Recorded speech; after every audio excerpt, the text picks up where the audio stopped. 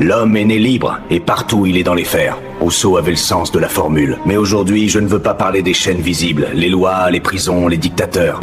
Je veux parler des chaînes invisibles, celles qui sont dedans. Quand vous avez choisi vos vêtements ce matin, quand vous avez choisi d'aimer le chocolat ou de détester les maths, avez-vous vraiment choisi? Ou n'avez-vous fait qu'obéir à une programmation complexe mêlant votre génétique, votre éducation et la publicité que vous avez vue hier? Alors, la question est simple. Êtes-vous le pilote de votre vie? Ou juste un passager qui croit tenir le volant? Le pilote, maître. Absolument. Refuser le libre arbitre, c'est l'excuse des lâches. C'est dire, ce n'est pas ma faute, c'est mon destin.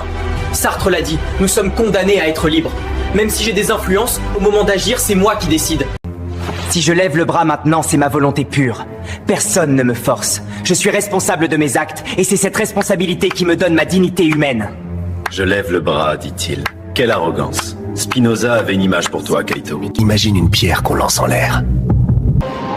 Si cette pierre avait une conscience, elle penserait « Je vole parce que je l'ai décidé, je suis libre ». Elle ignorerait totalement la main qui l'a lancée et la gravité qui la fera retomber. Tu es cette pierre, Kaito. Tu crois choisir, mais tu ne fais qu'obéir à des causes que tu ignores. Ta volonté n'est qu'une réaction chimique dans ton cerveau, dictée par tes hormones et ton passé. Le libre arbitre est une illusion créée par notre ignorance des causes qui nous déterminent. Donc si je te gifle maintenant, reine, tu ne m'en voudras pas? Après tout, ce ne sera pas ma faute. Ce sera la faute de mes atomes qui ont choisi de frapper. Si tout est écrit d'avance par la chimie, alors il n'y a plus de justice, plus de morale, plus de mérite. Pote, es-tu fatigué à préparer tes arguments dans le parc si le résultat du débat est déjà programmé par le Big Bang? Ton déterminisme est une prison confortable qui te dispense d'essayer de changer les choses. Tu parles de changer les choses, Amy, mais tu ne comprends pas. On ne décide jamais d'agir. On agit toujours selon un fait antérieur. Regarde la vérité en face. Que nous sommes tous manipulés par ce qui précède l'instant présent. Tu crois choisir ce soda à la cafette? Faux.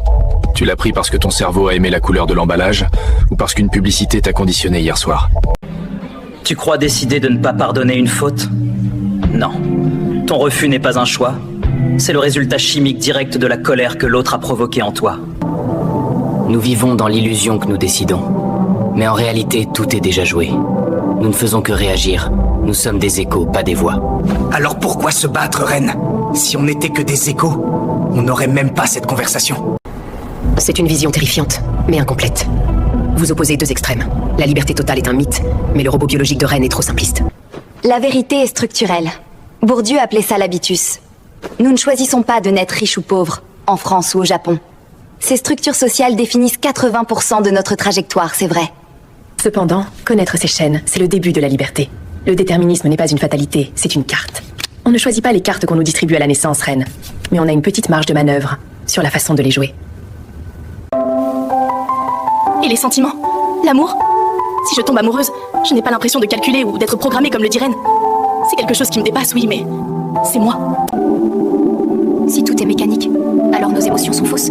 La beauté d'un paysage, la tristesse d'un deuil, ce ne sont que des bugs du système. C'est horrible comme vision. Ce n'est pas horrible, Anna, c'est réel. L'amour n'est qu'une ruse de l'évolution pour nous pousser à la reproduction. L'ocytocine et la dopamine, rien de plus. Tu confonds l'explication et le sens. Savoir que le violon est fait de bois et de cordes n'explique pas la musique. Tu dissèques la vie, Reine. Tu la tues en la disséquant. Il reste une étincelle, un je ne sais quoi qui échappe à tes équations. C'est là que réside notre liberté. D'un côté, la science nous dit que tout est fait à une cause. Si mon cerveau est de la matière, il obéit à la physique, donc il est prévisible. De l'autre, notre expérience intime nous hurle que nous sommes libres.